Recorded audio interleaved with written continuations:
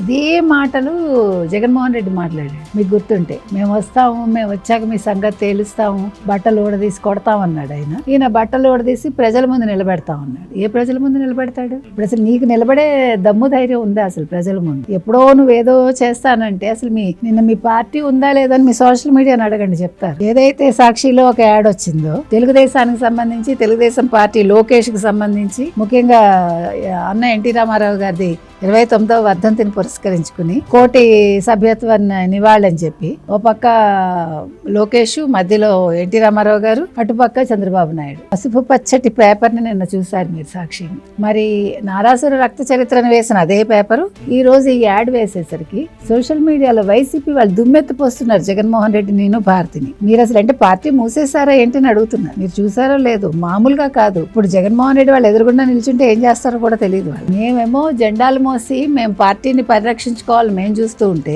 మీరేంటి పార్టీని మూసేశారా, పార్టీ ఇంకా రాదని మీరు డిసైడ్ అయిపోయారా, ఎందుకు ఇట్లాంటి పని చేశారని వాళ్ళు అడుగుతున్నారు. ఆ యాడ్ ఎలా ఇస్తారు మీరు? అసలే మేము తలెత్తుకుని తిరగలమా అని. ఇవి మాట్లాడమనండి ఆ కాకాని గోవర్ధన్ రెడ్డిని.